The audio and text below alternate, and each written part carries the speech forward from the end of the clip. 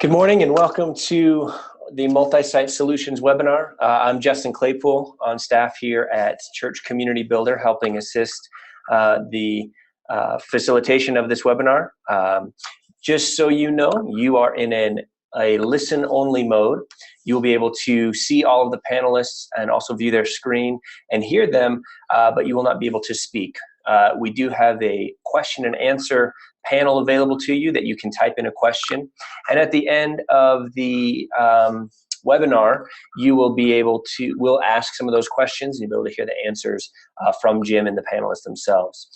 Thank you so much for joining us this morning. We're excited to hear what Rick and Russ have to say. And now I'm going to hand it over to our host from Multi-Site Solutions, Jim Tomberlin. It's all you, Jim. Hey, thank you, Justin. So hello, everybody, and Merry Christmas, as we are at the beginning of the Christmas season now. And it's great to have you join us in this last webinar of this year with us. I am here in rainy Phoenix today, and our panelists are scattered from Chicago to Dallas to Colorado. But I'm also delighted to be hosting this webinar with my co-host, the Church Community Builder. And Church Community Builder is the leading company in church data management systems and a strategic partner and good long-term friend of Multi-Site Solutions. Today, we're focusing on the growing trend of multi-siting through church mergers. We know today that there are over 8,000 multi-site churches, and more than a third of them have acquired a multi-site campus through a church merger or acquisition. We know that the multi-site church movement has really changed and catalyzed the church merger conversation. It's changed it from a lose-lose or a win-lose option to a win-win option. And we have seen a dramatic uptick of church mergers across the nation because I think primarily of this multi-site church movement, which has given a new option now for local churches to consider. So much so are we seeing this trend that a couple years ago, my good friend and colleague at Leadership Network, Warren Bird, and I wrote a book called, and here's shameless self-promotion, Better Together, Making Church Mergers Work. And this is a Jim, you might want to turn the book upside down. Is it upside down? Okay, there we go. Yeah. But anyway, there it is, Sideways and Better Together, which is really a tool to help churches, first of all, discern, is this merger possibility a good option for us? And if it is, how do we what's the process, what's the roadmap to having a good merger outcome? And so it has been a very robust sales on this book because a lot of churches are considering this, both churches, multi-site churches, that is, they're looking to expand their impact and find locations for multiple campuses. And then a lot of stable or stuck or declining churches that find that maybe we could be better together by joining with a church like that. And today we're going to learn from two churches that have been doing multi-siting through church mergers with an intentional strategy.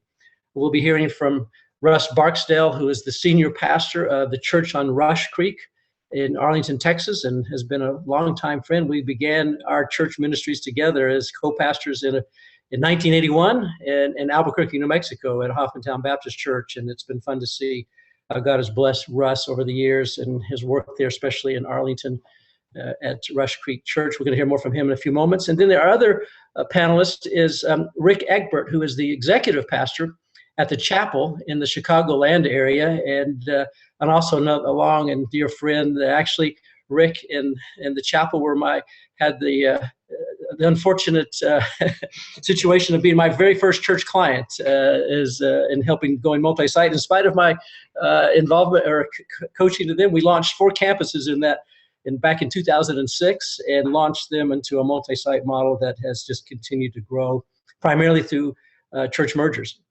So we're going to be hearing from them in just a few moments. Before we dive in, though, let me go back to our co-host, Justin Claypool with Church Community Builder. Justin, just if you would walk us through some of the logistics now of our webinar today for our hour and a half time together. Absolutely, Jim. I'd be happy to do that. What's going to happen is we're going to be able to hear from the guys on the webinar, and after they present, we will have our Q&A session. Feel free to ask any questions throughout the webinar. Just know that we won't be answering those questions until the end of the webinar. Jim and Rick and Russ will all be able to answer any of those questions. Don't get your feelings hurt if we're unable to answer them due to time, but we hope that you enjoy this webinar. We'll also be recording this, so if you'd like it available to you after the webinar is done, or you need to leave at some point and want to finish it later, that will be available on Jim's website shortly after this is completed. And that's really all we have for logistics. So Jim, whenever you're ready, you guys can take off. Thank you, Justin. And let me just say at the front end again that both Rick and Russ are full-time employed in their churches as senior pastor and executive pastor, but they also serve as an associate of Multisite Solutions, which means they're available for consulting and coaching for churches in the whole multi-site model and mergers as well. And so if today you find that they might be helpful to you in your situation, they would be glad to be either one to follow up with you. You just contact us at Multisite Solutions and we'll get you connected. Now, let me just begin now with Rick Egbert at the chapel in Chicago. By the way, I was in Minneapolis 2 days ago and the high was 6 degrees on that Monday. And so what's the weather like in Chicago, Rick? You know, it's not too bad. We're in the high 20s right now, and so balmy. It's balmy. You know, Jim, I mean, living in Arizona, man, I don't think you've got much to complain about being in Minnesota for a couple of days, really. I mean, I think you can let that one go a little bit. Well, I live here because I lived in Chicago for 5 years. That's right. I'm barely thawing out now. So, well, I want to say this first of all. Welcome to all of the people that are joining in. We think that this has been such an important part of what God has done here at the chapel, not only what he has done in the chapel, but what he has done in us as leaders and how he has used this to help to grow us. I'm very excited to be able to be part of this discussion today and look forward to talking through some of our experiences along with Russ's and Jim's, and then getting whatever questions you guys have. We're really here to serve you. That is what this next hour and a half is all about. And so with that, I would love to just launch in. And Jim, can you tell us a little bit about what is a church merger? Yeah, well, here's the definition that Warren and I gave of a church merger. It's two or more churches becoming one. What does that mean? It's the combining, integrating, and unifying of people, structures, systems, and resources to achieve a common purpose. Doing life and ministry together as a vibrant, healthy expression of Christ's body, the church.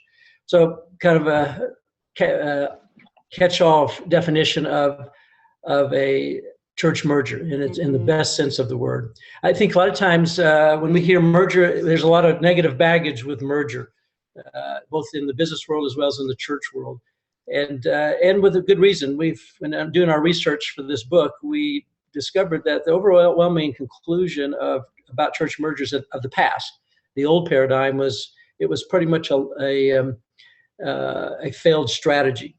Typically, it was two struggling churches trying to hold on, and both of them, like drowning men, drown together, or it'd be one larger church absorbing a smaller church, and 5 years later, those two churches were the same size as the original first church was, and they usually sold the building, lost the people.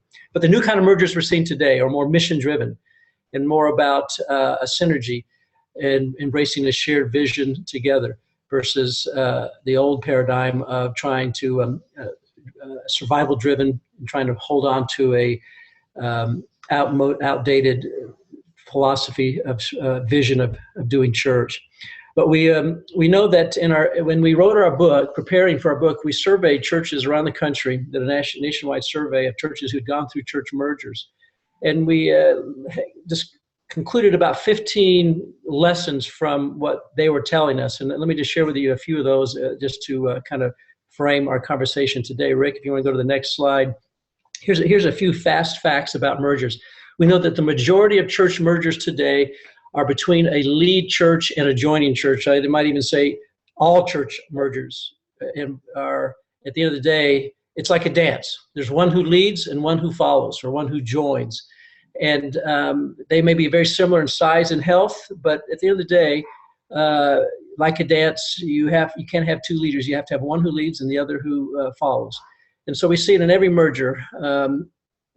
There's a lead and a joining church. The second fact that is important today, that the majority of mergers today are initiated typically by the joining church. And often we think this is perceived as a big church or multi-site church that goes after and takes over a small struggling church or whatever, and is hostile. These are not the kind of mergers we're talking about, that we're seeing. That typically in these multi-siting church mergers, there is a church that typically initiates the conversation with a lead church about the possibility, could we join you? The third fact that we uncovered was that not all mergers are the same. They're not all alike. And in our book, we talk about basically 4 kinds of mergers. Some mergers, probably most mergers, are rebirth mergers, where one church is getting a rebirth by joining with another one. Others are very few are a marriage merger, where there is really 2 equally healthy churches coming together, and like a marriage, they're bringing their strengths and weaknesses to the party, and are a better church together by joining together. A lot of churches are more like an adoption, so that the adopted church is bringing something to the table, but they're clearly joining with a leading church. And then probably the last kind that we saw, and these are all kind of the family language, and it's more like the kind of the past, and that we call those ICU mergers, where they really are 2 struggling, declining churches that as a last gasp effort join together, maybe to hold on and survive. And like ICU, some people do survive and make it through that. Many do not, and most don't. That's been pretty much the typical mergers of the past, but that's not the kind of mergers we're seeing today, and these mission-driven type mergers. Another fact is that the average length from the initial conversation between 2 churches, usually 2 church pastors or a church pastor and a church board, to the completion of the merger, that is the vote, and we're now one, is on the average nationwide only about 7 months. It really doesn't take long to determine quickly, is this even right for us? And then if it is, there's some due diligence that we have to go through and process to get everybody on board. But that whole process on average is about 7 months. And then lastly, we know that those churches that have those mergers that have an outcome of a multi-site outcome report the highest rate of success and satisfaction. That is, the churches that are 2 churches becoming one, but remaining in 2 locations, they have a higher success and a higher satisfaction rate than those mergers where there's 2 churches becoming one and they end up in 1 location. And so all that to say is that that's why we're having this webinar today, is because we're seeing a lot of churches like the chapel, like the church on Rush Creek in Arlington, realize, there's a huge need out there of opportunity. And these are healthy growing churches that are multi-siting and they have vibrant ministries looking for more space, more facilities. And about 80% of the churches in America today are stable or struggling, plateaued, or dying. And most of them have space and facilities in desperate need of a vibrant ministry. And so there's a huge kingdom win-win when those 2 churches can find one another.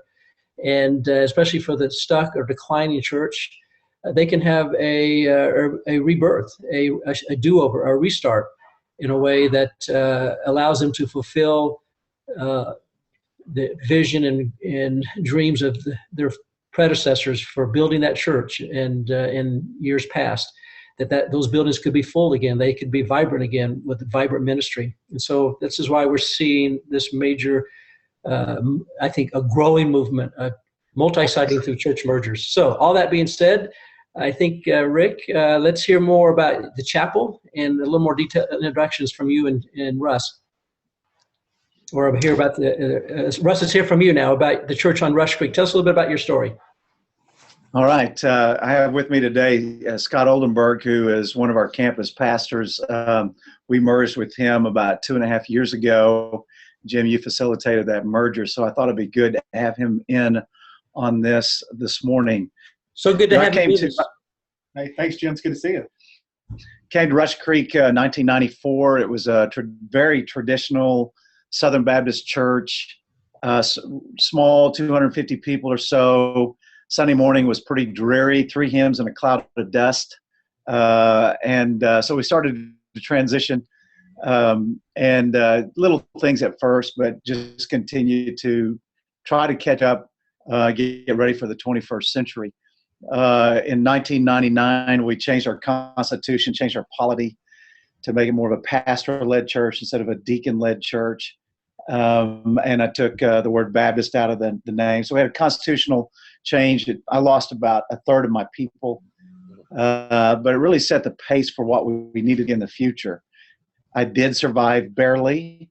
So anyway, in 2004, really. Russ, before you go any further, let me just say, only about 10% of church leaders are what we would call a true turnaround leader. And you clearly are one of those individuals that came to a church that desperately needed a turn, and you survived it, and not without some pain. I've got the scars on my back. I always say there's 3 stages of every new pastor. The first stage, he can do no wrong. The second stage, he can do no right. And the third stage, somebody leaves. Usually it's the pastor. And that could be 3 months or 3 years process, but you survived it. I remember how hard that was in the middle of all that when you were talking you through with that. But you did it, and there's a great church now. Go ahead. So in 2001, we moved into a new building, and by 2002 and 3, I was sensing that with our growth that we either needed to expand that building or do something else. And we decided, really felt the Lord's leadership to start a new campus, but not make it a church plant that everybody else was doing at the time. But this was 2002, 2003. Very few were doing satellites. So we went to satellite in spring of 2004. And so we had 2 campuses, and trying to get another campus started and transfer the DNA and make sure that the quality was good. I mean, that was a serious effort. We rocked along, increasing on that until 2012. And then we merged with a church called Fellowship of the Metroplex. Scott was the pastor there. And so we've been 3 locations, but 1 church. We're kind of in the southwest part of the Metroplex, about 20 minutes from the new stadium and from where the Rangers play. So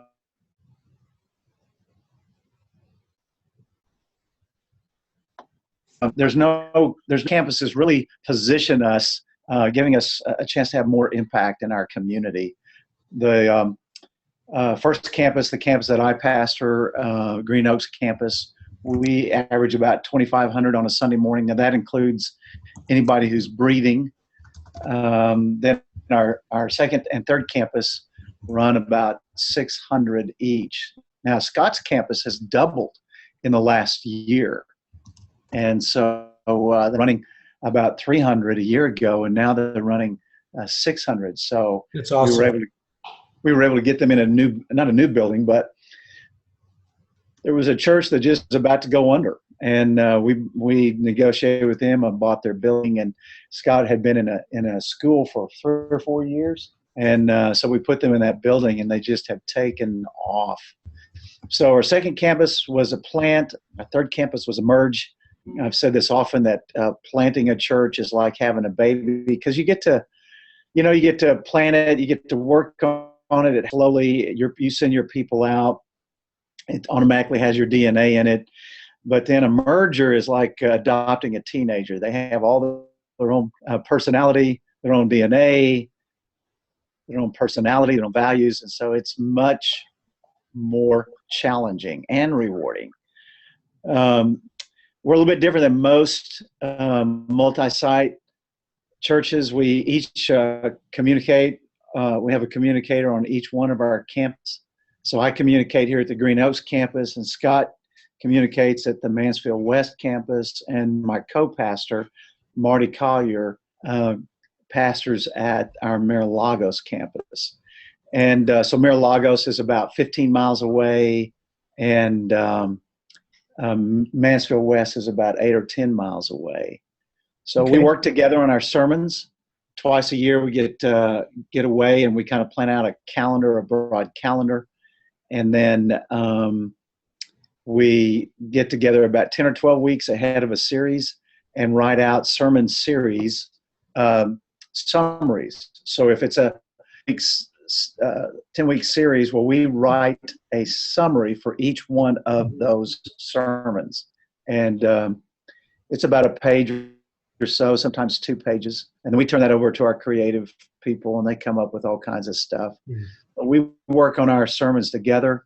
Then on the Tuesday, 10 days before we preach, 12 days before we preach, we each get in our own place and write our own sermon. And sometimes it looks like that summary that we did 10 weeks before, and times it has nothing like it. So we just kind of trust the Lord to get us where we need to go, each one of us knowing what our campus needs. And yet we still, on the same topic, same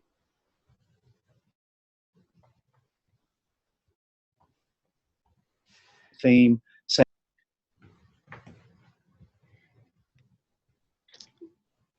Russ, I think we're having a little bit of technical difficulties with your transmission. We're losing you sometimes. You're freezing up a little bit. But let me make sure that, just to clarify, you talked about the difference between a plant and a merger, but when you're saying plant, you're talking multi-site campus, right? A birthing a campus. Right. I like to say Yeah, there's a distinction from as a church plant that is a standalone church of its own, correct? Correct. Yeah. Can you hear me now? Yeah, that's better. And also, I love the fact that you are doing live teaching at all sites. I know Russ is a very capable communicator, could easily be on video at all locations, but has chosen to go having live teachers at each site. I always like to say live teachers are better than dead teachers. So Scott, it's good to know that you're live and preaching. But and I know you have iMag, you have video screens at your original campus, and all that's done very well. Your technology is excellent, but you primarily do the live teaching, and so that's clearly, half the multi-site churches in the country have that sort of model, and so now the chapel they do the video teaching, but we'll hear from Rick in just a moment. Anything else about we need to know about Rush Creek? No, I don't think so. I mean, there's a lot of backstory, but it's one of the things that's really rewarding for me is working with these two guys together on our sermons. It makes us better, and I like mentoring. Not that they're young kids; they're 40 years old, but I'm 63, so it's good to kind of have a triumvirate where we're working on this stuff together, and we want to have more campuses. So just more young guys to coach and mentor and grow together. So now, Russ, and Scott was one of those pastors that, like our survey revealed, that actually initiated the conversation with you. Is that correct or not? Well, yeah, it's almost correct. I was reading in the spring of 2010, I was reading Leadership Magazine. There was an article in there about Mosaic and how Ralph Neighbor, who had been a church plant, was running on some hard times, I think, because of the economy at that time. The Los Angeles. Yeah, so he called the pastor back and said, "Hey, listen, I don't know what to do." And Mosaic's pastor said, "Hey, look, why don't we think about merging back together?" And so I just felt like the Spirit prompted me to call Scott. I called him immediately. Reading that article, I picked up my phone, called him, and said, "Hey, what would you think about merging?" We had kind of had a bit of a relationship before, and he said, "I like it, but let me check with my wife," and then prayed about it. He called me the next day. We talked with his leadership, and he was all on board, but they were not. And so by August, that was in March, by August, we just kind of went our different ways. And then in October the next year, October 2011, he called me out of the clear blue and said, "Our folks are ready." So that's when we called you, Jim, and we started working on the merger. Well, and actually, I think you're an example of where, as the lead church, you took the initiative, which is not what our survey told us, but what we're seeing. I think, and you and the chapel are good examples that more are being a little proactive, but in a very appropriate sort of way. And we'll talk more about that and hear from Scott in a few more later about how that process felt on his side. But by the way, Mosaic Churches, where Erwin McManus was with Ralph Neighbors at the time, and then became the pastor there, and it's gone on to be a great church as well. But okay, let's hear from Rick. Tell us a little bit about the chapel and its your journey. Yep, would be happy to. I mean, we started off as a church where we were in a rented facility for about 10 years, and we were seeing good, steady growth. We built a piece of property, did the whole capital campaign, and built our building, and we doubled in size in our first week.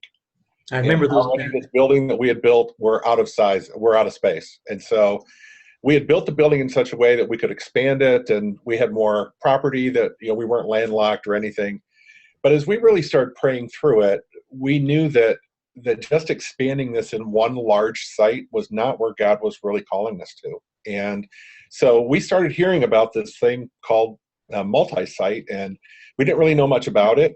We had a relationship with Jim, and so we started to learn some more about that. And just about the same time, Jim was looking at launching off on his own with this consulting business, and so we really started to talk and do some real prayer together.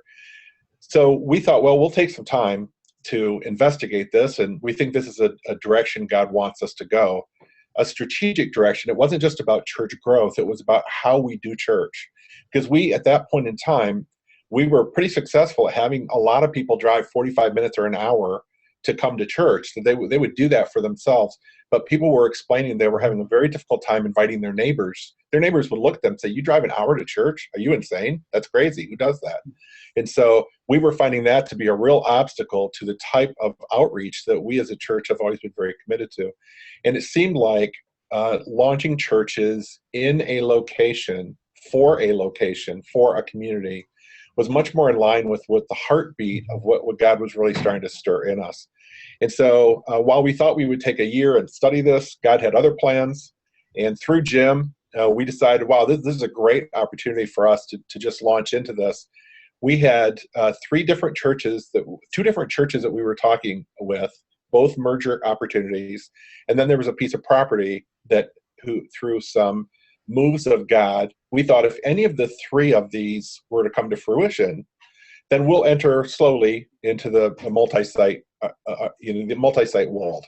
Our arms were very open. We were very open to whatever God wanted to do. We absolutely did not anticipate that He would want to do all three of them at the same time. So literally late in 2006, we went from a mono-site church to a church with four sites, two of them being mergers, in a period of about 3 months. We launched those. And people have asked me later and said, so should we do something like that? My answer is always, absolutely not. It almost killed us.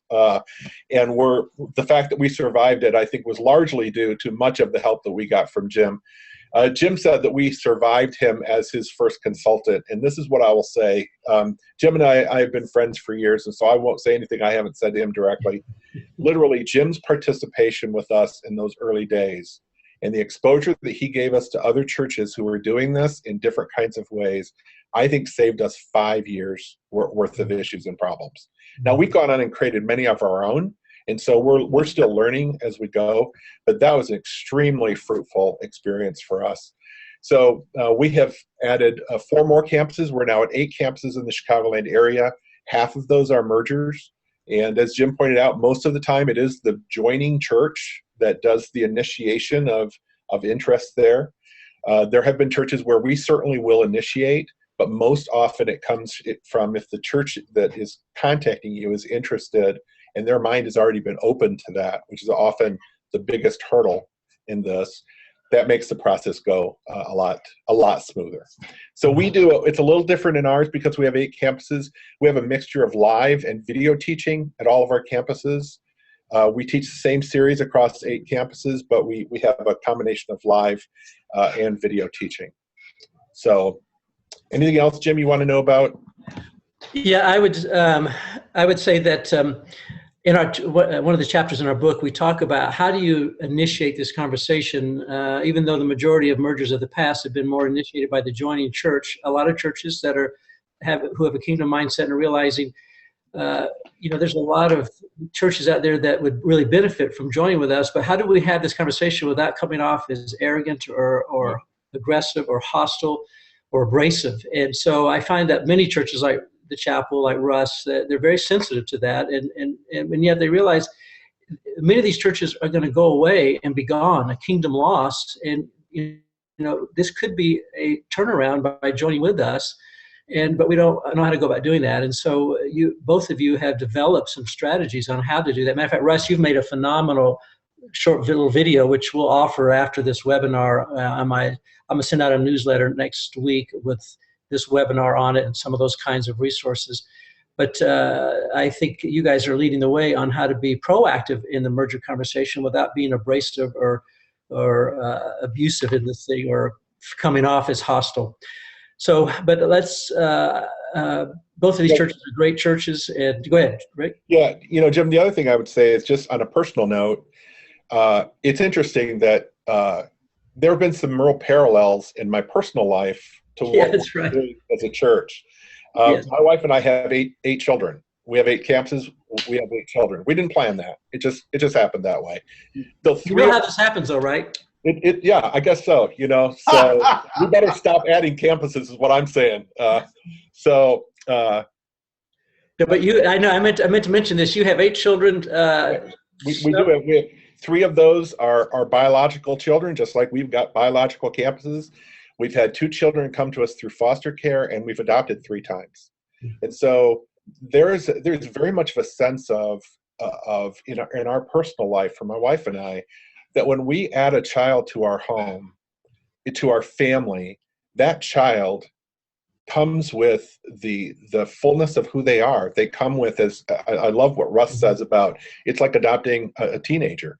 It very much is, because they already have a story. They don't come independent of a story. They're not a newborn. They have a story. And that story melds into and joins into the very texture of your family. And so the texture of the whole family changes when one member is added. And we've absolutely seen that happen with that's, to me, is one of the most exciting things. We have seen every single one of our 4 merger campuses, every one of those churches have made our entire church better. And we could go through literally campus by campus, and I could tell you what each of the individual things that campus added to make us a better overall church, to raise the water level in a particular area of ministry across all of our 8 campuses. Exactly. So I just think that's one of the things that makes us so excited about entering into this, is just seeing what God can do to advance his kingdom through the addition of one more member into the family.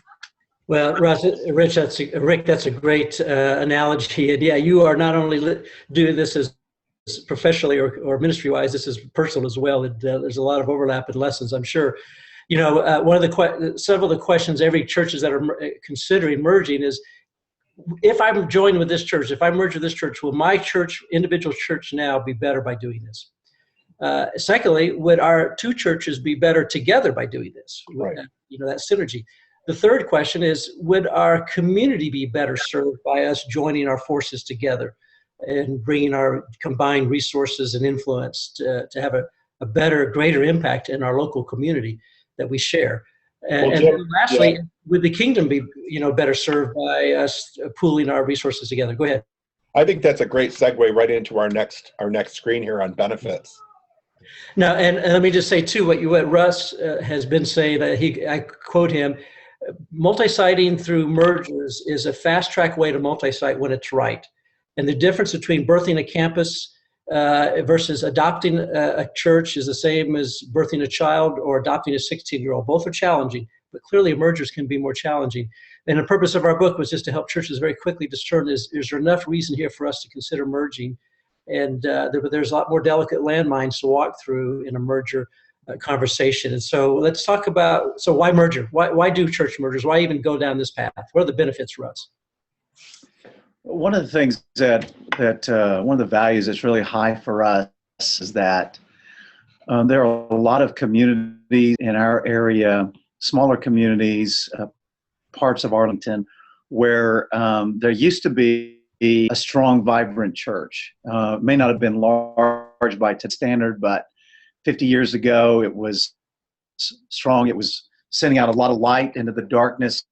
And because of maybe changing neighborhoods, maybe because just the neighborhoods are getting older, but it's, for whatever reason, it's not as vibrant as it used to be. And so part of our vision is that we want to step back into those areas where it's kind of the flame is flickering, and see if we can infuse some light. And so when I talk about this, well, I've got revitalization at the core, that there's a church that needs to be revitalized. There's a community of Christ that needs to be revitalized. Jesus said in John 9:4, we must do the work of the Father while it's still light. A time is coming when no one can work. And so in many ways, our country is getting darker, certainly certain communities, because the presence of Christ isn't as strong. And so we want to step back in and revitalize that church, kind of pump up, turn the gas for the flame, so that the message of Christ is a strong and powerful area. Yeah, and all church observers are pretty unanimous that about 80%, maybe some even say more, of local churches across the country are in desperate need of revitalization. Yeah. Well, and when I drive through Arlen and parts of Mansfield, East Fort Worth, there are the church after church building that you know, because just of the quality and the size of the building, that it was strong at one point. They may have run 200 or 300 or 400 people, which was big for that day. But it's just, there's nobody there hardly. Many places there's 30 old white people surrounded by Hispanics or Asians or African Americans. They've just kind of lost contact with how to reach that community. And so for us, stepping back into that and being a part of the process of revitalizing that witness in that community is big for us. Great. What's another one?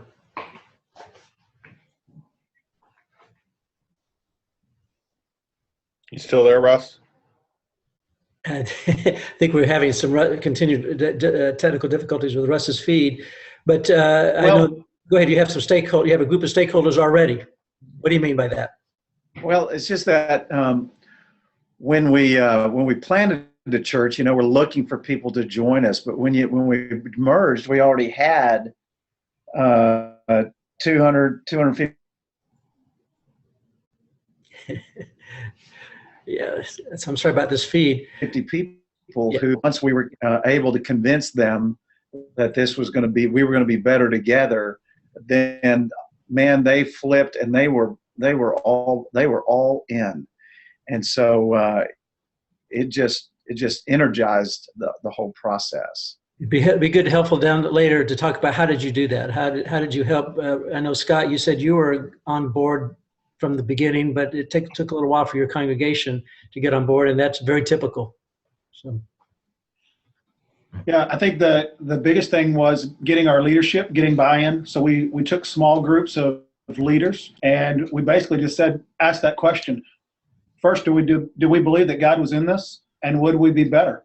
Once we answered yes to that, and your leaders answered yes to that, it wasn't hard convincing people down the line that this was the best move for us. If we were going to be vibrant again, if we were going to reach people and reach our community for Christ, it made the most sense. And so we started out with just a small group of leaders, had a lot of conversations, and eventually that's where the momentum, I think, came from. It's kind of like they had just a great group of folks, but for whatever reason, they had struggled at momentum. And so it's like somebody been standing on their hose. And once we merged, it's like they just got, and they got active. Not that they weren't before, they've been even more active, more committed.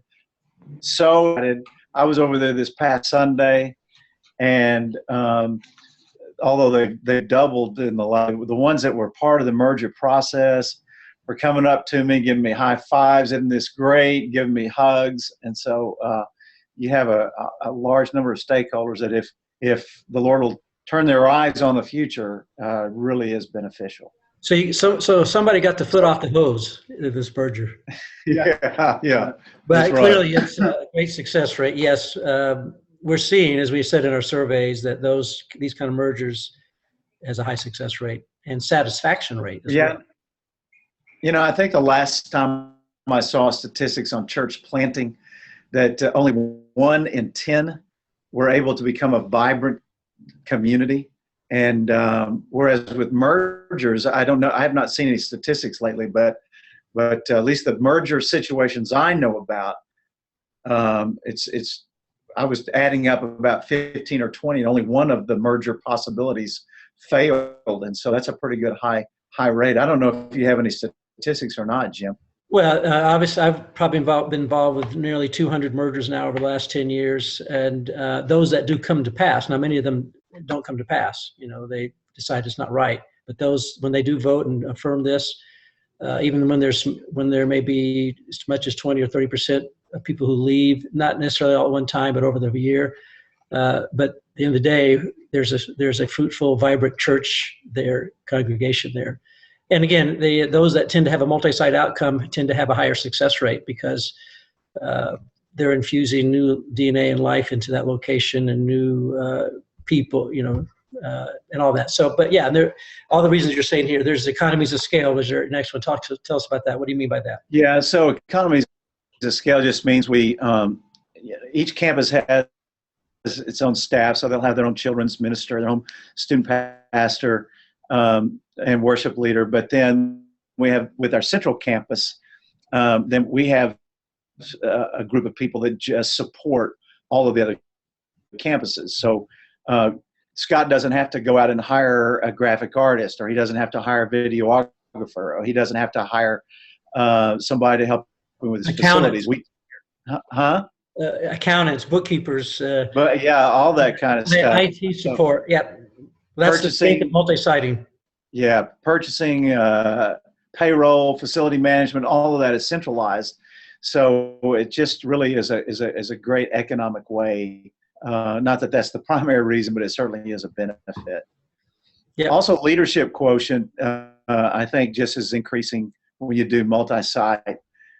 Typically, the church, the joining church, the merging church is open to it because for whatever reason they're not able to achieve the dream or the goal or the vision or the mission that they want, and many times it's because their leadership team lacks something in that mix. And so by joining with a church that has maybe moved and figured some of those things out, it takes their leadership up. It's kind of a synergistic thing. It takes their leadership up and it takes our leadership up. And that's what I found with Scott. I tell you, the guy is a great leader, but coming on and being part of our staff has made him better. And so anytime a church leader improves, the kingdom benefits from that. And so I really like the fact that the leadership quotient increases. Yeah. We have a lot of collaborative efforts. I think it's a benefit. You have new team members, and so they spur you on with new ideas. So you have an infusion of new ideas, new perspectives, and sometimes that can be threatening, because we like the way we do it, right? But that's why it takes a lot of patience, I think. Well, there's a synergy that comes. It's the 1 + 1 = 3. Or as one pastor in our book said, 1 + 1 = 10 when we merged. But the old mergers was 1 + 1 = 1 at best, or 1 + 1 = 0, within 5 years. And so, but these kind of mergers have a synergy that really is compelling. Yeah, and that can be a challenge. We'll talk about it later, but it can be a challenge too, because just Rick, when you adopted these kids, they already have their personality, their quirks, the things about them. And so getting them to be a part of your family and, to see how you see things and kind of live according to your perspectives, and yet giving allowance for them and their own personality, that takes a lot of patience and prayer. What do you mean by increases positive redundancy? Is that a good thing? Yeah. Sometimes redundancy gets a negative connotation, but if you're on an airplane they have a lot of redundancies for the power, for the electricity, for the engines.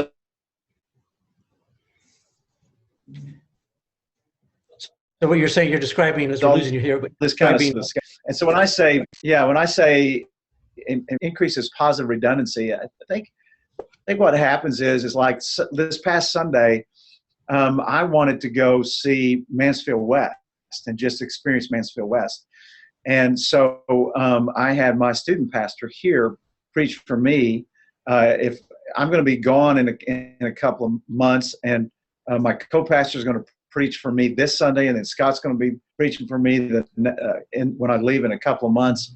So ministry-wide, church-wide, we have this redundancy where we can, if somebody goes down for sickness or goes on vacation or whatever, we can just movable parts. And it's a good thing about multiple communicators too, since we're not in a video venue. If something were to happen to me, I don't drive very good. People tease me all the time about I really need to be on a racetrack when I drive. So I'm liable to be killed in a car accident any time. So if that happens, I got people ready to step in immediately and take over.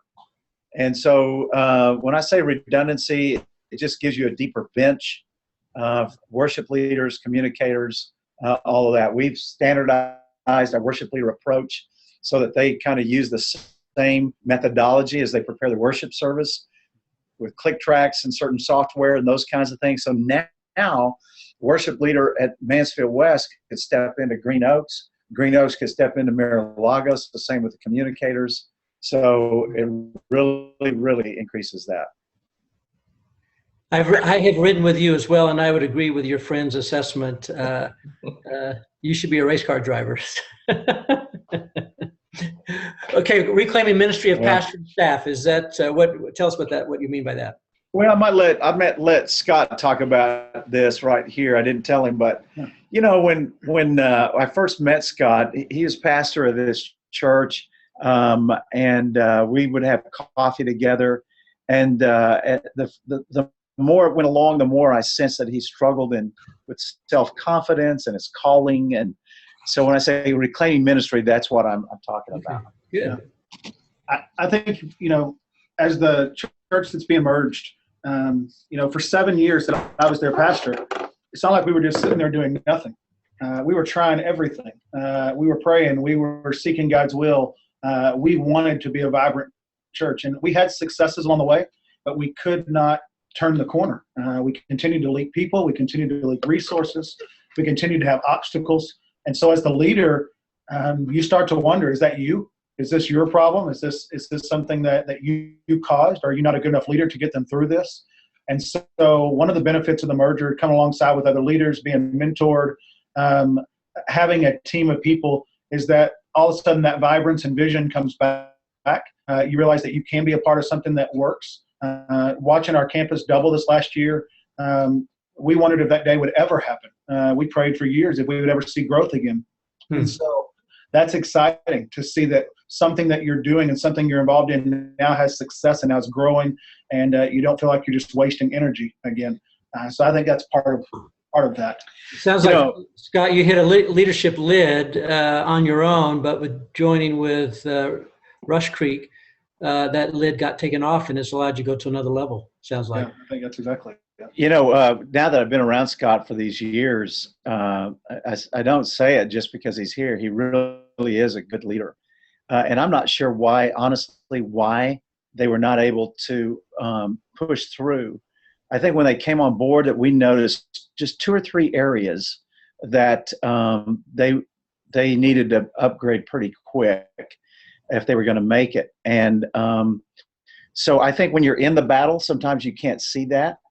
And that's the benefit of somebody on the outside. So we made a couple of personnel adjustments. Mm-hmm.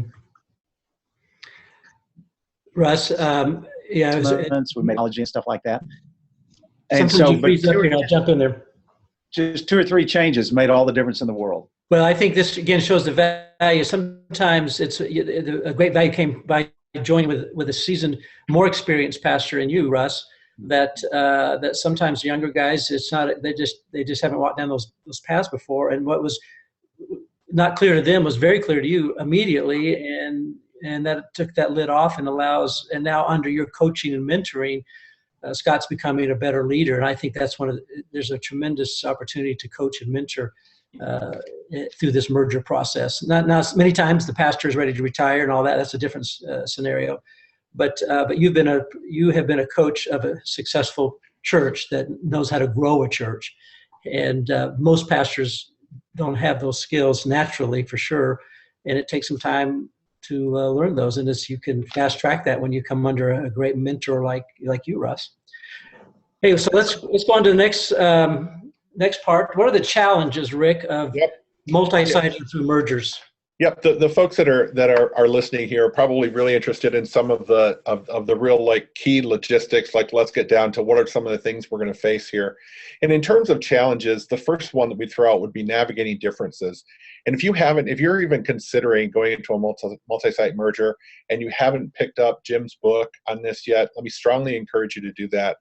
There are multiple resources within that book. One of them is a list of something, I think it's 25 different areas where there could be differences between the churches, where you have an opportunity to just really analyze, audit, sort through where are you at with each one of those areas. I think one of the earliest mistakes that we made was we didn't have Jim's list yet. Jim probably wrote some of the things in the book based upon the experiences and the mistakes he watched back and say, but one of the things that we did was we were adopting a church that was probably a quarter of our size, maybe a third of our size at that point. And they were relatively healthy, but they were 1,000 in attendance, not a small church. Right. And so we entered into that with such excitement that we focused on all the things that we were the same with them on, that we were close. And we kind of tended to look away from those areas where there were differences. We thought, well, we'll just work all that out. It's kind of like, oh, you love one another, you're going to get married, So looking at the differences before you go into and really focusing in on those areas of differences is kind of like doing good marriage prep, where you actually look at those areas and you go into a relationship understanding these are the areas where we're going to have conflict. And so the earlier that those things are dug up and they're navigated, the more smoothly the entire process can go. And in Jim's book, there are a handful of probably 4 or 5, and we'll probably get into those a little bit later, 4 or 5 different differences that can be showstoppers, and that they're big enough differences that you have to ask it. It's not worth blowing this thing up later. It's worthwhile finding it out now. But we have identified in our book and through our experience, every church merger, regardless of what kind it is, has 25 issues they have to have an answer for. They have to walk through together. Most of those are not deal breakers, but they still have to have an answer. And typically the lead church has to provide the answer and then, navigate it and negotiate it out between the two leadership teams, what's right, where they both can land together on those things. But it's not 25 issues that kill a merger. It's usually 3 or 4. Right. The second challenge here is financing the merger. And this looks different in every merger. As a leading church in the situations that we've been in, oftentimes we're entering into a relationship with a church that's struggling. And in that case, they may have let many things fall to the wayside in terms of the infrastructure that they have as a building. There may need to be many aesthetic improvements that are needed, even sometimes more than aesthetic that are needed. There could be a situation where you've got a piece of property that, because of when that property was built or how it was financed, that they are extremely upside down, and you've got a church that you have to buy out a mortgage on. So financing all of that and figuring out how is this going to work with your church and how your church looks at finances, and how much is going to be involved in. Like, technology is a big thing with ours because we do stream, we do simulcast our teaching. And so there's a fair amount of expense that goes in with that. It's just something that needs to be talked about. And it's a challenge to make sure that that individual opportunity is the right opportunity for your church. Well, that's one of the issues is the financials. Even if a building is given to you, There could be a lot of hidden liabilities. There could be some asbestos in the building that has to be removed. Things like that you didn't know and that the people didn't know about until you do your due diligence. Right. And then the upgrades is probably the biggest thing. That's right. That's right. The third challenge is honoring the past while envisioning the future. This is always so important with churches that when you enter into a relationship with a church, and it's often a struggling church, you're focusing on the vision for the future. And rightfully so, your heart's filled with excitement over seeing God redeem this church that was one time vibrant and is now struggling for God to redeem that. But as we look to do that, it's so important to be able to honor the past of where that individual church has been.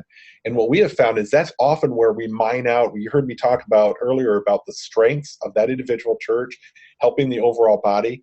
It's in honoring the past that you find those things out.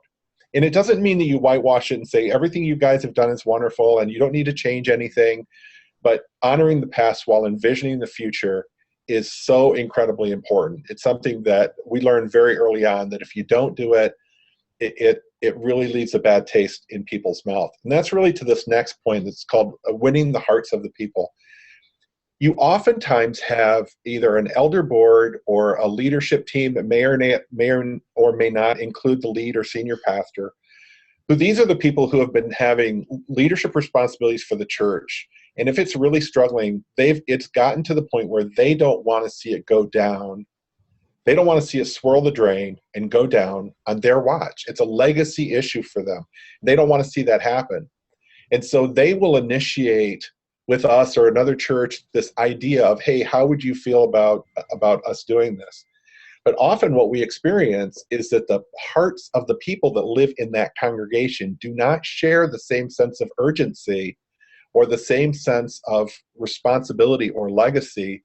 Oftentimes, I think, Russ, you described it, you've got 30 old white people sitting in a room, and they like their worship style and all their hymns and all their this, and their individual experience, they don't want to change. They don't really care that the church necessarily is going to be dead in 10 years or 5. And so winning the hearts of the people around to again, honoring the past of what's happened there, but also envisioning them with a new future, that is a delicate, and I will say it really takes a lot of pastoral strength. Rick, I would say they do care that it's going to be gone in a few years, but the reality is they don't think it will be. They're in denial. That's absolutely true. If we just get a new pastor, or we just make this one change or whatever, or we can turn this around. But the reality is the majority of these churches just don't know how to do that, and they're not going to do that. It's just a matter of time. It could be sooner or later, but eventually, if they stay on that path, they will go out of business. Yep. Lose everything. Right. Lose this church building that they love, that they poured their sweat equity into, or they can choose to give it to a church that can do something with it. But you'll see a common thread here. The fifth challenge is managing the emotional transitions. Yeah. Now when we've got a church that we are adopting at that point, we're merging with, there's going to be change. Their name is going to change. Their teaching is going to change. Their polity is going to change. A number of things are going to change. Some of them visible, some of them behind the scenes. But if the people don't come with us in that, if they don't make a transition in their own heart and their own spirit, we're just likely to lose them.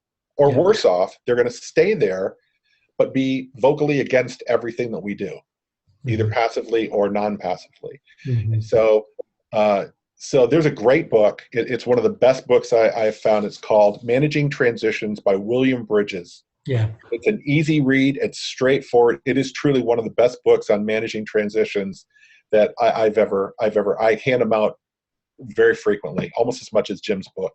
So it's called Managing Transitions by William Bridges. By the way, another book on this topic that's sort of similar, it's sort of the church version of this, and that is Who Stole My Church by Gordon MacDonald. It's a great book to read by churches that are in that 80% category, that are in trouble, that are declining, they've lost their way, they're out of sync, in terms of the culture. And it's a good prep for people, church, especially the joining church family, but also the lead church, to understand this is how difficult this is, to make this transition. Right. And then the final challenge is going fast enough, but not too fast. And what I'll say is momentum in this process is all important. And Jim talked about how the average length is about 7 months. That's about what it's been at for us. If you go too slow, you've got the people who are at the church who want there to be change, who they're dissatisfied. They're like, when is this ever going to happen? But you have to go slow enough for those people who are having a difficult time with it. You got to just find the right level of the right pace of change. Mm-hmm. But again, that 7 months mark seems to be just about enough. We spend an awful lot of time with things like town hall meetings, not just at the church that we're merging with, but with our other churches as well. Because again, you're adding one more church to the overall family, and so it takes a lot of time and energy for us to process through those challenges, but more than worth it. Let me shift now to initiating mergers, and what do we do with that? What are some some opportunities that we've got? So the first thing that we do is we search for opportunities. Now, even as we've said that there are churches that come to us, we know what we're looking for. And so for us, we've developed a set of criteria to evaluate those opportunities. So we know that we're looking for a church of a certain number of square footage. We're looking for a certain number of classrooms so that we can do a childhood, children's church and do all of that. We're looking for a certain size sanctuary. There's also a financial profile. How much debt does it have? What's its debt to equity ratio? Like just generally, what do they have, going for them? We have found that the internet is a very helpful tool for us. And you guys have heard, I think if you've been on these webinars for any length of time, you've heard Christy Rudder's name come up. She's another associate of Jim. She actually works directly with me here at the chapel as well. And so she searches the internet. There are a number of databases where we can get information about churches in our area who might be in a number of different scenarios. They're either without a pastor and they're in a search for a pastor, or they've been in a particular position of decline, over a trending decline over a number of years. There are databases available out there to help us get all these kinds of information. So what we do then, Rick, just to comment on Christy, she's done a phenomenal job and has learned how to do this with you guys to the point where now she's available to other churches around the country and has served some of my clients. That's right. Where she will actually help a church. She'll do about a 3-month process with the church, assessing what's available in their region where they want to launch campuses. And after 3 months, she'll bring a list of 15 to 20 churches that are willing to have the merger conversation with you. And she has an incredible winsome personality that has a unique ability to have those kind of awkward conversations but bring some real merger possibilities to a local church. So anyway, just wanted to, and Yep. we did a webinar with her a while back, and you can go on my website and see that, but she's a great resource. I completely agree. And this is a little bit of the special sauce of how she does it. This might seem a little different than what you might expect, but it goes back to the heart of what Jim talked about earlier, where she starts with it after looking for opportunities on the internet and knowing what we're looking for. It all starts with forming a genuine relationship. And what she does is she just starts and goes and visits these churches in person. And this old-fashioned approach to just dropping in on people is actually far more effective than you might think. And especially in this day and age where that the drop-in isn't a warrant, isn't something that people look kindly on. When a church is in trouble or considering a different future, that actually can become a very welcome conversation. Mm-hmm. But what she really focused on on this time is how can we build a relationship over time? She doesn't try to sell the deal on the front end. She often doesn't even bring up the word merger on the front end of it. What she focuses in on is, hey, we're a church in the area, you're a church in the area. How might we be able to help you? And it really, it's genuine like that. How can we help? And so there have been churches that have said, well, we're having a little bit of a difficult time with the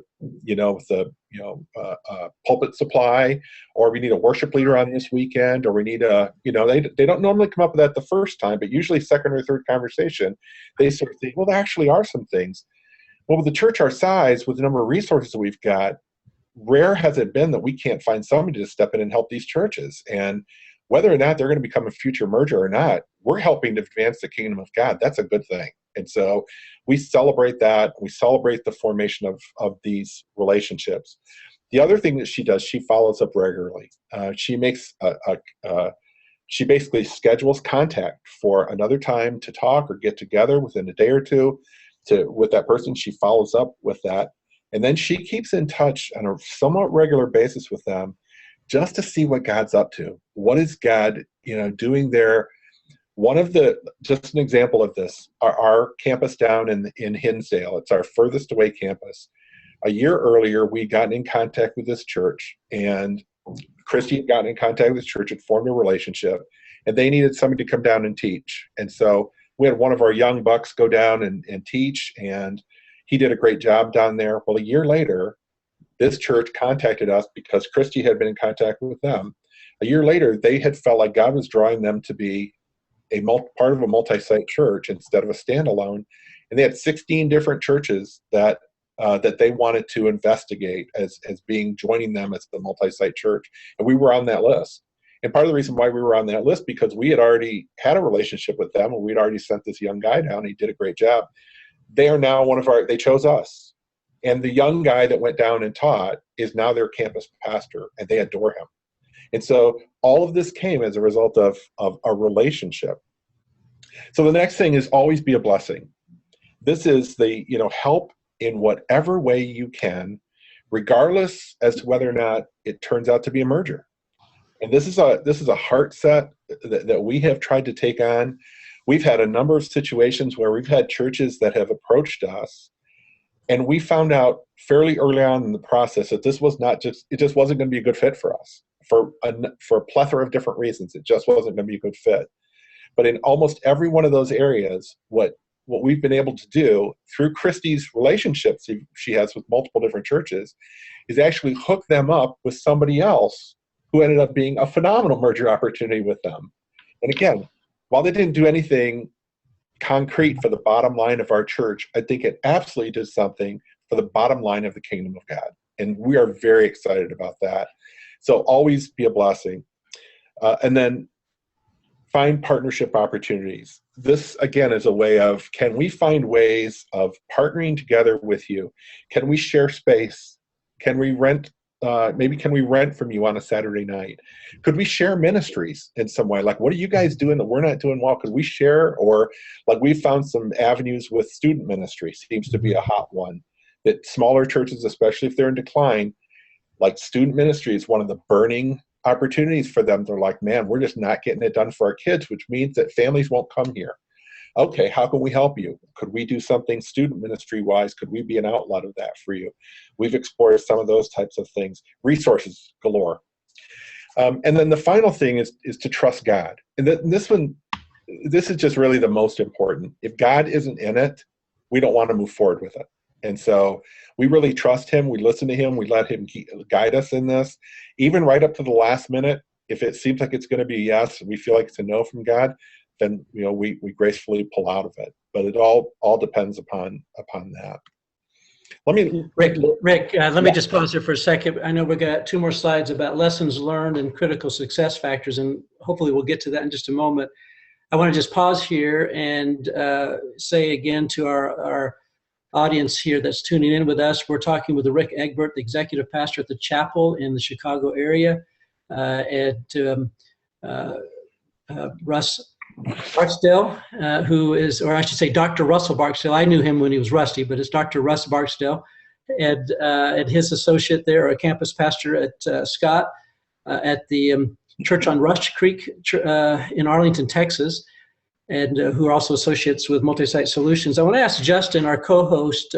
Justin, are there any questions before we go to our last couple slides, that just burning questions that we need to maybe address here? There is one from Don Heindel who asks, talking about initiating merges, what are the initial steps to pursuing a merger option once a church has expressed interest in merging with us? This came out of left field and we aren't sure where to start. We don't even know if we should do this. Jim, will you come and help us? That's his question. I'll let Rick, once you respond to how that happens, what's your next step? Yeah, first of all, they've demonstrated great wisdom in asking Jim to come help them. That is the number one thing I always say to every church is Jim Tomberlin, I'm not just blowing smoke, Jim is the best in the country, if not the world, in this. He's got more experience than anybody. If you want to get that done right, Jim's the guy to help you know how to do that. He's got the resources. He's got the background. He knows how to do that. And I think he's got a great group of associates to help him out. If we can throw a little, he does thing our way. And I would just say, I'd say, first of all, I'd like to have just an introductory, exploratory conversation with the whoever's that wrote that comment. That would be the starting point for me. But Rick, how would you do that? Yeah, it absolutely all starts with leadership. Beyond obviously getting Jim involved, it absolutely starts with leadership. And so to get the two, whatever the leadership boards are, whether it's an elder board, deacon board, doesn't really matter what it's called, to get those two groups together, because it has to start with a vision for what God might want to do here. And if God isn't in it and stirring it, like we've had a church that came to us and it was all about, they just wanted to save their church. And they didn't want anything we had to offer. I mean, I'm not being, the truth, they just did, their vision was, we want to keep our doors open. We don't want to change anything we're doing, but we want to keep our doors open. And we think you're the guys to finance us. And so that was a short conversation, and we blessed them. We found ways to honor them and bless them in terms of moving forward, but we didn't share a vision in that. But when you get together with a group of people, and trust me, you're going to know, when you get together with a group of leaders and they're like, you know what, we almost don't even care what happens to our church, but if we can't reach this community, that's what this church was birthed on. And we used to do it for a long period of time, and now we're not doing that anymore. But if we don't reach this community, like, we are grieving over this. Can you help us with that? Well, that's what we're all about. And so that conversation then starts, but it all starts with the heart of the leaders. And so then the two leaders have to talk. The two leaders have to talk. It could be the pastor and a board chairman if there's not a pastor at the other church. But it starts there. And if they can't say, is this possible? That's the first question of merger. Is this merger possible? Right. And the two people who have to answer that first is the two pastors, or the pastor and whoever's the lead person at the other church. Right. Then if those two think it's possible, then the two boards have to say, all right, we think it's possible. And there's enough compelling or overlapping similarities and compelling reasons to consider this. Think about this as being like an exploration journey. Yes. And so what Jim just talked about is, not, you got your first two leaders, or for us it's almost always been like the first two leaders, and then at that point then it's the two elder boards after a couple of conversations, and then with some senior staff people that are involved, and maybe some key people on some key influential people on the campuses that are coming together. And this just it's an exploration process, and we go on the approach of, we're just going to keep walking through doors as God leads us until we feel like him saying, yeah, this isn't what we want you to do. And sometimes we've had more churches come to us to seek out a merger opportunity than churches that we've said yes to. And so Russ, how would you respond to that question? Someone approaches you with the idea of the possibility of merging. What would be your next step? I think the first is to sit down and talk with the leadership. We've had multiple conversations with folks who were interested in merging, and we were interested in merging with them. But when you get into it, you begin to diagnose why they're interested, or maybe when we were interested, it wasn't what we thought. All the factors that Rick talked about in terms of their vision. Sometimes it's their theology. Sometimes it's the financial situation. But the two main leaders have to have a kindred spirit. They've got to have a sense that they could see moving forward together. At least my view is. And so hiring you, like I said, it's the done deal of having you in or one of your associates and guide somebody through. Well, especially with merging, I started my consulting to help churches multi-site and discovered that a third or more of my clients were finding themselves in a merger conversation. And that's what got me into the merger world. And I had my own merger experience at Willow. It was my first experience, which turned out to be a really good one. And then my first church was two mergers right off, immediately. But all that to say is that what we have defined is three basic questions that every merger has to address. First of all, is this possible? And that starts with the leadership boards and with the two leaders initially. And then after they say, it's definitely possible, no guarantee at that point. So the next question in the next phase is this really feasible? It's a nice idea, but is it really feasible? And that's where we dive into the 25 issues the two boards do. Typically, we recommend a feasibility team made up of members from both boards. And they do the hard work of working through those 25 issues with the senior leaders. And then the last question, and that's where it goes to the congregations, is this really desirable? And that's where, after we've done our due diligence and we've worked through the 25 issues, then we take it to the congregations to give them a month or two to process what the elders and boards have had several months to already process and work through. And then that all culminates in a vote usually.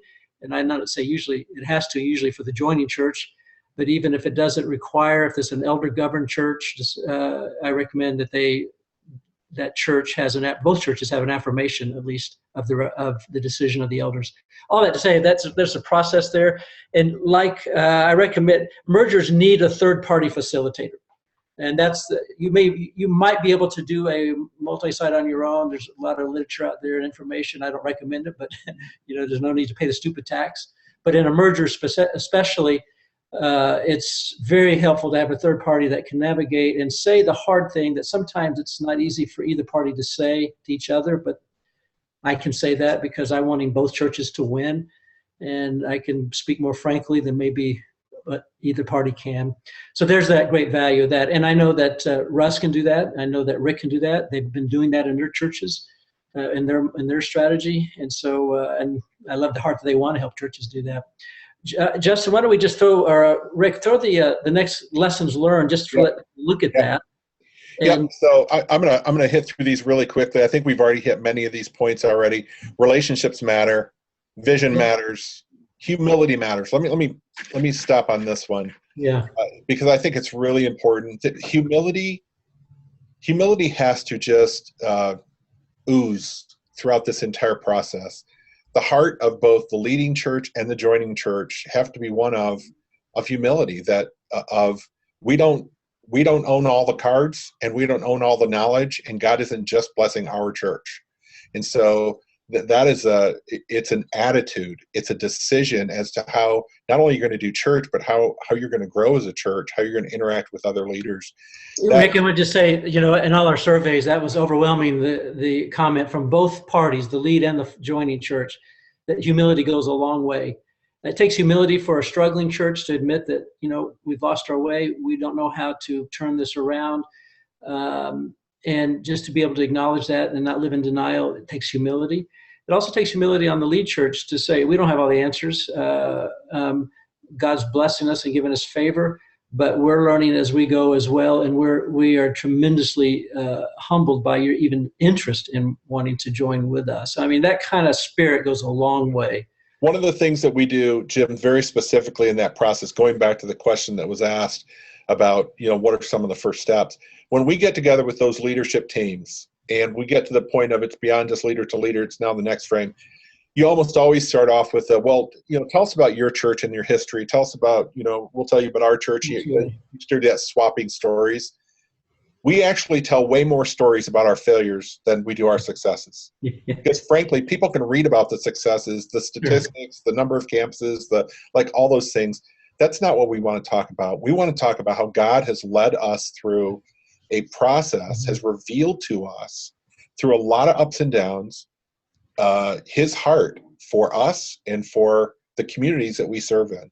And that for us, some churches are always like, wow, we're really surprised you guys really just laid it out there, like what you failed in. And we have just found that to be so helpful right on the front end. And then there are no errors. There's no sense of we're all that and bag of chips. No, we're just really ordinary people making tons of ordinary mistakes and trusting God to bless us as we go. So definitely humility really matters here. Clarity matters. Getting back to those, especially for the joining church, they have so many concerns about what all are you going to change? What is this going to mean to us? What are we going to lose? And so it's very, very important to just clarify all the questions that they have. This gets back to the 25 different areas. Yeah. And I recommend that they actually write out their answers. Yep. And then that becomes the basis for a public FAQ, which is not 25 questions, but it's about 8 or 10. But there's an answer for all those as well. Well, and all that needs to be writing, because when you're writing now, we're all on the same page. We do exactly that, Jim. What I prepare for our elders is an adoption proposal, and it literally goes through a snapshot of what are all the finances, what are all tell us about the story of this church that we're looking at what is the relationship, how do they do ministry, how do we do different, how even down to the staff people, what would you do with this staff person, what are your thoughts and considerations here? And if in that process with our board, now this is down the road a bit now after we've done a lot of this due diligence, if our board's excited about that, then we go to the board of the other church immediately following that. And with the same document and saying, guys, this is how we're thinking about this, it removes all the lack of clarity. And so we spend a significant amount of time making sure that everybody's on the same page, because the last thing we want to do is have anybody come away later and say, wow, that felt like a bait and switch to me. Yeah. And so we really want to honor God and them with what we're doing. I think Rick and Russ, just talk about that last lesson learned there. And at the end of the day, this has got to be a God thing, or this is the outcome is going to be less. Yep. We talked about some of these other things here, and most of all, the anointing of the Holy Spirit really matters. We need God to really lead us through this process, and so we spend an awful lot of time listening. Russ, I'm sure it's pretty much the same for you guys. Yeah, in fact, I was looking at this next slide coming up, critical success factors, and really, you've hit on them all. There's God in it. You're doing the proper analysis. There's got to be enough. It's almost like a marriage, so there has to be enough overlap that you can touch, vision and dreaming, kindred spirit between the leadership, patience and surrender. On both sides. Both sides have to be patient, and both sides have to kind of surrender expectations. It's not just a one-sided deal. That leads to the next one, is trust is everything. Because if that group of people don't trust you to make decisions to help strengthen and make their body more healthy, they're just not going to come along. Yep. Financial feasibility we've talked about, intentionality we've talked about. So let me just say to our audience here, this slide presentation will be available to you. We'll be getting that to you in a few days, probably early next week, by way of my email. I think Scott had something he wanted to say. Yeah, and let me come back and we'll just say, we'll get this. If you're not getting the Multisitings newsletter, that's how you'll find out about this. You can go online and request that. But it would be good to hear from Scott from the joining church pastor's side of things. Give us a little bit of your sense of this conversation, Scott. Yeah, I think that the two things that were overwhelming that our people felt when we were getting ready to merge, the two words that come up were change and loss. The reality is change is inevitable. And so we had to help people see that, look, we're going to change. Everything changes, and not to be afraid of the change. So that was the communication, that was the clarity, that was the pace, all of those things talking about change. We knew, though, something had to change. Deep down, even if we didn't like it, we knew it. The second one was loss. And we really had to answer the question, was the loss of our identity, or the loss of a name, the loss of the way that we used to do things, was that worth the loss of our overall ministry? And we determined that the greatest loss, the greatest lose, would be that we no longer were effective in ministry. And when people finally get to that place and they realize that, look, we'll do anything, we'll change anything because we don't want to lose that, then the merge, I think, at that point is ready, at least from the church merge side on that point. They're ready to say, okay, we can face whatever because we don't want that loss. Every joining church member board member, pastor, the church attenders will go through the 5 stages of the grieving process. Now, some will do, land more on some than the others, but all of them will go through a denial, a bargaining, a anger, a depression. But most will land on acceptance and work through those things. But that's something the lead church isn't experiencing. But that's something very much the joining church will have varying degrees of those grieving components. And it is very helpful for the lead church just to be real sensitive to that. We have 5 minutes left. Justin, any burning question that one of us can be helpful to right now? There are several questions. One of them that I think is worth talking about is as denominations begin to adapt their theology and practices under cultural pressures, do you see another category of mergers where pastors will choose to leave their denomination because of theological conflicts and seek out other churches in order to merge? And what challenges do you see with this type of transition? Oh, definitely we're seeing that. I mean, that's part of this conversation. Often a declining church is in a declining denomination that has drifted from its biblical roots. That's sometimes the issue, or maybe times it's not they've drifted from the biblical roots, they just have become a increasingly irrelevant resource and movement. And so there's a lot of that moving and shaking and going on, and there's some real delicate conversations about sometimes you can join this other church, but the property belongs to us, or there's a legal aspect for every merger. And often if there's one of the issues that church have to have a stumbling block with is leaving their denomination. Sometimes that's easy, sometimes that's not easy. So that's one. But yeah, we're clearly that's a part of this conversation that has always been a part of the merger situation. But that's not what's driving this on the most part. It's more, I think, about that local church's experience and needing a rebirth, turnaround, or in some rare cases, we're doing okay, but we could just do a whole lot better with this other church. So, but yeah, the denominations is a big, and they're wrestling with this. And some of these denominations, some of the more progressive ones, are calling me now, and I'm doing seminars with them, with their overseers and their superintendents, district supervisors, and all that. Those who manage and oversee churches, they're seeing is this kind of merger and every one of the denominations has some strong churches in their regions, but they also have the majority are in trouble or struggling. And they're saying, is this a way for us to revitalize our declining congregations, or we'll lose them completely? But maybe we could join with one of our stronger churches. And so if you don't do that, they might join with somebody outside your movement. So the progressive denominational leaders are getting in front of this instead of fighting it. They're getting in front of it. So I think, Russ, in both of your cases, they were all Southern Baptists, right? Because that's what you are.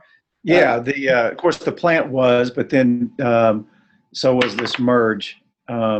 Sometimes that works well within your denomination, sometimes not, because of as big as the Southern Baptist Convention is, there's a spectrum pretty far, so there are a lot of churches that kind of think we're aliens. So they might as well be in a denomination. Rick, have you had any denominational churches join you? You're non-denominational. We're non-denominational.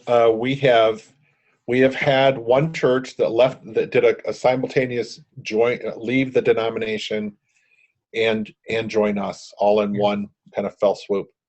And I remember that one, and they were kind of relieved to not have to. This church was going to go out of business, and they were going to have a big liability with that. If they took the building, it was worth something, but it also had a lot of liability. Right. And in their case, they were willing to let it go without any penalty or payoffs or whatever. I know, and John Ortberg just went through leaving his denomination, and there was a major financial payment they had to make to their denomination. Now, it wasn't a merger; they were just leaving. But that is a factor that's happening. Yes, There's new alignments happening all across the country, and this is a part of that conversation. Hey, we're coming to the end of our time. As always, we don't have enough time to delve into these awesome topics. These are exciting days in the life of the church. A lot of moving and shaking going on, a lot of new options to be considering. And as I've mentioned already, both Rick and Russ are available for consulting, for coaching in multi-siting as well as in church merging. They're good at both of those. Their churches have learned a lot through that by doing it. And so if we can be helpful to you, There are churches who just read the book and have done the merger on their own, just working through our book. That's when all the things line up right, that can happen. But even if you need help, start there with the book. This book, Better Together, Making Church Mergers Work. That's a great way to start. The first chapter will help churches understand this is not a lose-lose or a win-lose option. This could be a win-win. It doesn't have to be a negative thing. It can be. It's a tool in the toolbox now of the local church. And so I want to just say thank you, Justin, at Church Community Builder, for co-hosting this with your great technology. That gives us a good format for this. And Rick at the chapel, Russ, Scott at the Rush Creek Church in Arlington. It's been great doing this with you. Look for us next week on an email. And thank you so much. Thank you, audience, for joining in with us. We appreciate your taking this time. And feel free to share this with anyone that would be helpful to you after we get it back out to you. So everybody, Merry Christmas. Blessings. Bye now.